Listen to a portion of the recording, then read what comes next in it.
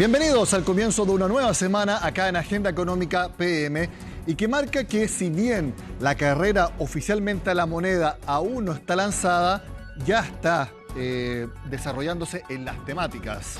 Porque la alcaldesa de Providencia, Evelyn Matei, dijo que eventualmente, si llegara a ser candidata y eventualmente llegara a la moneda, ella no propondría que se suban los impuestos. Esto es muy importante porque, como sabemos, está en pleno desarrollo la entrega de proyectos por parte del gobierno para todas las aristas del pacto fiscal o reforma tributaria.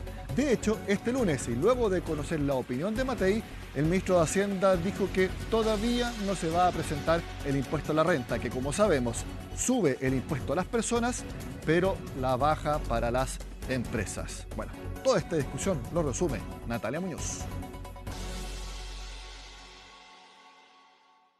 Todo dice que Evelyn Matei será candidata presidencial. Incluso ya cuenta con una carpeta de propuestas que impulsarían la moneda. Uno de los retos de este y de cualquier gobierno que venga, de los próximos 2 gobiernos, según ha dicho el Consejo Fiscal Autónomo, es cómo reorientar recursos. Cuando uno ve que se han aumentado en 90.000 los funcionarios públicos, pero nos faltan fiscales, uno se da cuenta que efectivamente hay muchos dineros que se pueden redestinar. Cómo reorientar recursos estaría dentro de sus planes. En conversación con Radio ADN, la alcaldesa y carta presidencial de la oposición entregó algunos lineamientos en los que podría girar un eventual programa de gobierno. En cómo financiar algunas propuestas, descartó de momento un alza en los impuestos. Entonces uno dice, bueno, llegamos ya al punto máximo de endeudamiento de nuestro país. ¿Alza de impuestos? No, porque necesitamos crecer. No nos sorprende, digamos. La derecha siempre se ha opuesto a estos temas y creemos que si queremos avanzar en algunos gastos fiscales o políticas públicas se requiere financiamiento. Esto es igual que una casa. Si la casa no tiene ingresos, no puede financiar sus gastos. Lo demás es proponer medidas sin financiamiento y eso es muy complejo y irresponsable. Es que el gobierno se encuentra impulsando el pacto fiscal, donde una de las iniciativas contempla aumentar el impuesto a la renta para personas que tengan ingresos desde 4,5 millones de pesos al mes. Eso sí, aún el Ejecutivo no lo ingresa al Congreso. Digamos, en el debate público hay distintas visiones, el gobierno tiene una bien clara, que la ha expresado en proyectos de ley que están en discusión en el Congreso, que se presentarán prontamente en el Congreso, y es el Congreso el que finalmente resolverá sobre esta materia. El proyecto de cumplimiento tributario pretende incrementar la recaudación fiscal en un 1,5% del PIB, monto que se destinará a financiar el aumento a 250.000 pesos de la pensión garantizada universal. La iniciativa está en Comisión de Hacienda en el Senado y una vez se lleva a cabo la votación en sala, Hacienda afirmó que ingresaría los cambios al impuesto a la renta. Él está notificando a los chilenos que la deuda social que tiene el país no se va a pagar si ella sale elegida presidenta de la República. No se financia una pensión garantizada universal sin elevar la recaudación que el Estado debe tener para poder proveer. El gobierno y Matei coinciden en que no se subirá el impuesto a las empresas. De hecho, el Ejecutivo ha dicho que lo bajará, pero sin precisar a qué porcentaje. Tampoco se sabe a cuánto se subirá para los tramos más altos del tributo a las personas. Si queremos mejorar en seguridad, en educación, en salud, se necesitan recursos económicos nuevos. Se necesita pagar más impuestos por quienes tienen hoy día mejores condiciones para hacerlo. Este gobierno ha tratado de instalar, y eso es parte de los sesgos ideológicos, que subiendo los impuestos se recauda más. Pero subiendo los impuestos lo que va a generar es falta de inversión. Además, la alcaldesa indicó que Chile tiene los impuestos más altos en promedio de la OCDE, por lo que su foco estaría puesto en inversión y crecimiento económico, lo que es apoyado por la oposición. Que manifiesta la alcaldesa Matei tiene todo sentido de lo que hoy día Chile está pidiendo. Chile lo que está pidiendo es más oportunidades, menos alza de impuestos. No solo no hay que subir los impuestos, sino que hay que bajarlos y hay que encontrar la forma cortando por el lado del gasto inútil, del gasto innecesario. Matei habla como candidata, se siente candidata y todos la ven como candidata. Por eso ya comenzó a dar mensajes de lo que haría en la moneda, en esta ocasión en la arena tributaria. Anoche en Tolerancia Cero estuvo el expresidente de la CPC, Juan Sutil. Dentro de los diversos temas que analizó, estuvo precisamente el rol que ha tenido Mario Marcel al frente de Hacienda. Juan Sutil destacó la labor que ha tenido un poco en la conducción de algunas generaciones que son más chicas que él. Esas son las palabras de Juan Sutil. Sin embargo, igual criticó la que él califica como posturas más extremas que ha tomado, sobre todo en el debate de la reforma tributaria. Yo creo que Mario Marcel tiene una cosa positiva. Él logró convencer a esta juventud de que un gobierno de izquierda con desequilibrios macroeconómicos dura nada. Y eso yo creo que es muy importante para la estabilidad del país. Pero por otro lado, yo creo que el ministro ha extremado las propuestas y eso muchas veces no es conducente a converger en los acuerdos. En lo que claramente no hay acuerdo y estamos contra el tiempo es en la manera en que se va a reducir, devolver o solucionar el problema de las ISAPRES. Recordemos que el último cálculo del gobierno está en que la deuda de las aseguradoras supera los 1.600 millones de dólares. Bueno, Macarena Román nos cuenta cómo está esta discusión que tiene que ser zanjada sí o sí para el 12 de mayo.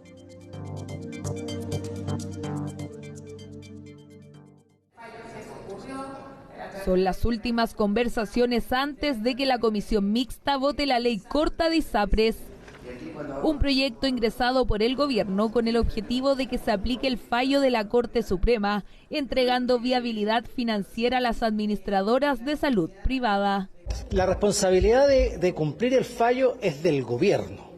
La Corte Suprema no mandata al Congreso a resolver un problema, mandata claramente a la superintendencia. Yo hago un llamado a la preocupación respecto a la oposición en particular, de si se siguen negando a legislar la ley corta de ISAPRES, ellos van a ser los que carguen con la responsabilidad de llevar a la crisis del sistema. Responsabilidad que nadie quiere tener sobre los hombros, menos el gobierno. Por eso y para buscar la aprobación de la ley corta, presentaron indicaciones conversadas principalmente con la oposición. Primero, los plazos. Segundo, se les está permitiendo a través de los artículos del proyecto de ley que tengan mecanismos más eficientes de pago hacia los prestadores que ayuden a la contención de costos. Se les está pidiendo también que ellos hagan medidas de contención de costos y que la presenten junto con el plan de pago de la deuda y con la propuesta de alza si es que existiera la necesidad de una alza extraordinaria. Además, se propone que la adecuación de costos de la nueva tabla debe aplicarse al mismo tiempo con el ajuste de los planes vigentes al 7%. Con esto, la deuda total de las ISAPRES bajaría de 1.589 millones de dólares a 1.250. Se ha hecho un esfuerzo significativo para dar una serie de respuestas a varios requerimientos parlamentarios y a nuestro juicio van en la dirección correcta para poder permitir la estabilidad financiera y la continuidad de las prestaciones de las personas. Prestaciones que es probable algunas ISAPRES no podrían seguir entregando. 2 de estas empresas, según algunos parlamentarios, podrían caer en insolvencia el próximo mes. Yo estoy segura de que es probable que una o más ISAPRES caigan en insolvencia, pero eso es distinto que decir que con esto desaparecen las ISAPRES, los pacientes quedan desprotegidos. Entonces, a ese sentido me refiero que no hay que caer en campañas del terror. Si no actuamos haciendo sinergia, vamos a tener un problema sistémico, va a haber un problema del quiebre de la salud. No estamos hablando del quiebre de la salud privada, estamos hablando del quiebre de la salud. Problema del cual también advierten desde el Colegio Médico. Nos parece que es muy importante aplicar el fallo dando sostenibilidad al sistema, protegiendo a los pacientes en primer lugar y a los prestadores donde esos pacientes se atienden, para que en un futuro mediano o largo podamos discutir de las reformas de salud que el país requiere.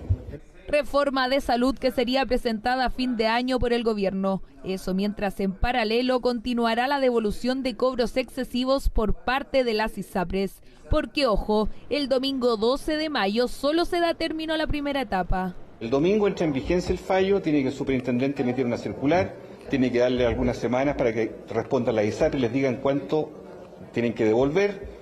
Y después de eso el superintendente dice, sí, en realidad a usted, señor Juan Pérez, le debemos tanto. Y después otro momento distinto más adelante es cuando llega o el cheque o el plan nuevo. son los caminos o eventuales soluciones que podría tener este conflicto, que tiene a las ISAPRES viviendo quizás la peor crisis de su historia. 2 fallos en su contra, mientras las empresas privadas perdieron 9,5% de sus afiliados en 12 meses. El INE entregó el último dato de informalidad en nuestro país. Casi 3 de cada 10 personas están en esa condición trabajando.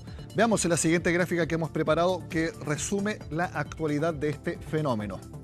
Entre enero y marzo, la informalidad llegó a 28,1%. Entre julio y septiembre, ese dato era 26,7%. Es decir, en un semestre ha subido 1,4 puntos porcentuales. Elegimos ese trimestre porque fue el momento más bajo del último periodo. Por lo tanto, en un semestre entonces ha subido 1,4% la informalidad. ¿Cuántos son en total las personas que son informales y que están trabajando? 2.614.641.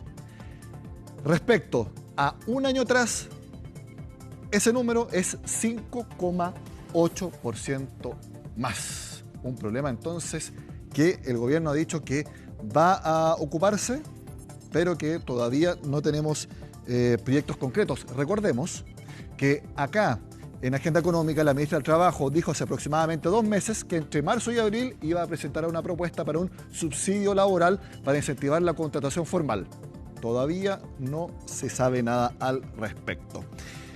Bueno, de lo que sí se sabe es que el dólar se está cada vez alejando más de los 1.000 pesos y acercándose a los 900. De hecho, este lunes se situó en torno a 930. Aquí tiene que ver el alza del cobre y también los últimos datos de empleo en Estados Unidos.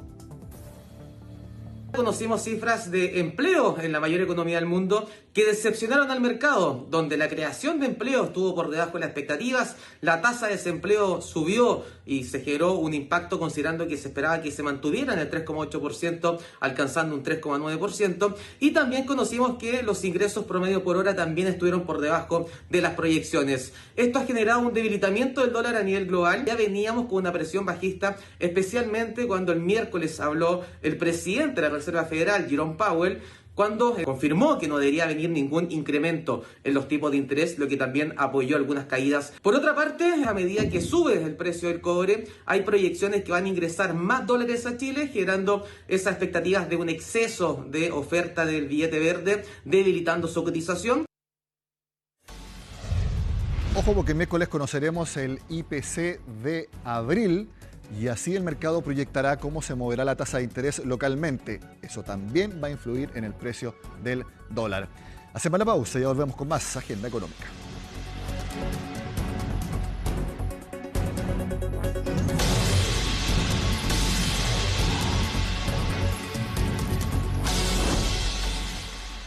La semana pasada conversó con CNN Chile la directora gerente del Fondo Monetario Internacional, Kristalina Georgieva.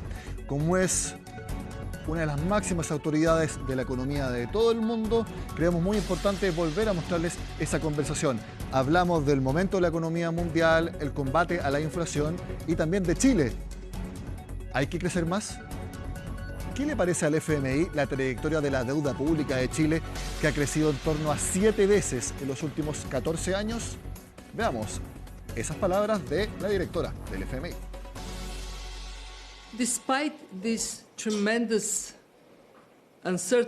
A pesar de esta tremenda incertidumbre y de los shocks repetitivos, la economía mundial ha demostrado ser notablemente resistente. Acabamos de presentar nuestras proyecciones de crecimiento global ligeramente mejoradas en comparación con la última vez que las hicimos.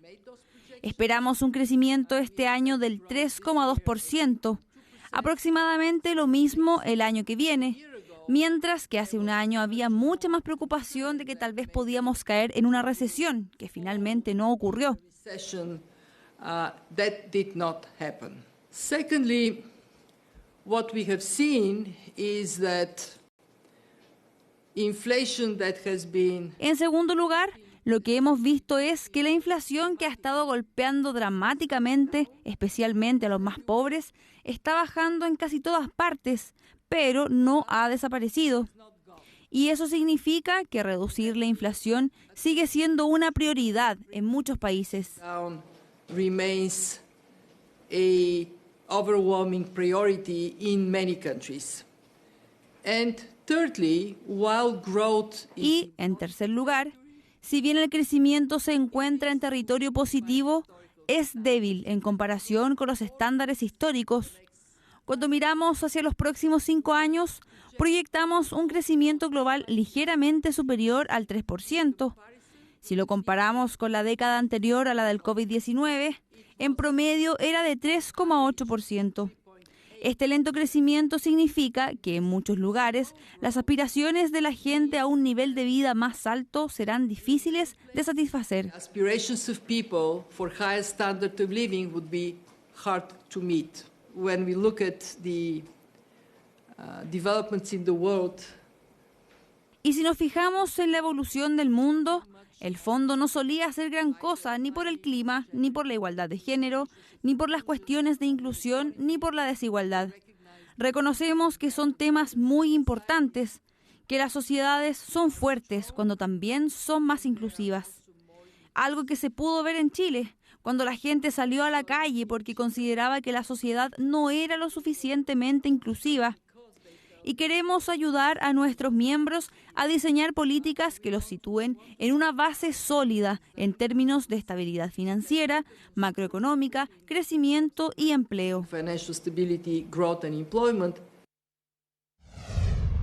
Kristalina Georgieva, directora gerente del Fondo Monetario Internacional. Muchas gracias por estar en Agenda Económica. Es un placer.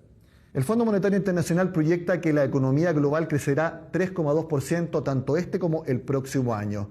Todo indica también que la inflación está siendo controlada. ¿Podríamos decir que la economía mundial está normalizándose en estos momentos? What we see are good signs. Lo que vemos son buenas señales. La inflación está bajando, pero no se ha ido aún. El crecimiento sorprendentemente ha sido mejor que lo que esperábamos. Lo que sí es preocupante es que el crecimiento global se ralentiza año tras año y también vemos señales de divergencia. Algunos países que lo están haciendo mejor que otros. Así que el foco tiene que ser políticas macrofundamentales fuertes y pro-crecimiento. Fundamentals and pro-growth policies. Se calcula el crecimiento potencial de nuestro país en 2% desde 2024 y hacia el futuro. ¿Usted cree que nuestro país debería crecer mucho más? We really hope so. We are projecting between 2 and 2. Esperamos que sí. Nuestra proyección es entre 2 y 2,5% de crecimiento para Chile, pero hay ciertas áreas donde Chile puede sobresalir.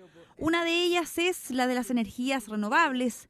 La transición hacia nuevas energías, que además son más baratas, posiciona muy bien a Chile de cara a la economía digital, a la inteligencia artificial por los data centers. Otra es el litio, que está en alta demanda, y si Chile actúa estableciendo condiciones para el sector privado, podrá crear nuevos empleos en estas nuevas áreas. La economía verde digital, vemos que ese potencial de crecimiento podría aumentar. The green, the digital economy, we see potential for growth to go up. Actualmente nuestra deuda pública está en 40% respecto al PIB. Eso es más o menos 7 veces lo que estaba hace 14 años, cuando el número era 6%. ¿Cuál es la opinión del Fondo Monetario Internacional sobre esta trayectoria de la deuda pública? Well, in comparison with many other countries, debt levels in Chile are manageable. And let's remember that... Bueno, en comparación con varios otros países similares a Chile, es manejable. Recordemos que desde ese tiempo el mundo ha sido golpeado por una pandemia, por guerras, por una crisis del costo de la vida, y eso ha empujado a todos los gobiernos a pedir más dinero prestado. Ahora es el tiempo para la prudencia. Y la buena noticia es que eso es lo que vemos en Chile, prudencia. El déficit está bajando, la inflación ya está casi en su meta y el crecimiento se mantiene en terreno positivo. Hubo miedos el año pasado de que el crecimiento pudiera pasar a terreno negativo, pero eso no pasó. Y ahora las proyecciones para este año y el próximo son mejores. pero Chile tiene que comenzar a crecer a un ritmo mayor que este potencial de 2 o 2,5% si quiere comenzar a crear oportunidades para su gente. Y ciertamente espero que la ventaja comparativa de Chile en las energías renovables y en ser la economía que va a apalancar la transición energética de la economía pueda materializar eso. The economy to underpin the green transition will materialize.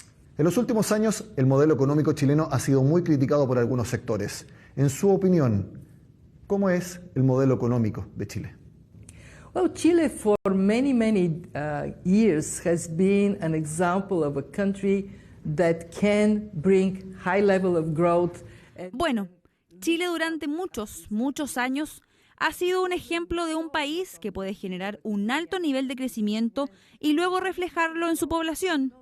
El problema que veíamos, no solamente en Chile, sino en otros países, es cuando los beneficios del crecimiento no se comparten de manera justa en la sociedad, cuando no se traducen en inversión en educación de calidad, atención médica de calidad, en capacidad para que todos alcancen su máximo potencial. Eso hace que la gente salga a la calle, y eso lo vimos en Chile el año 2019. En este momento, el mundo entero se encuentra en un punto de inflexión.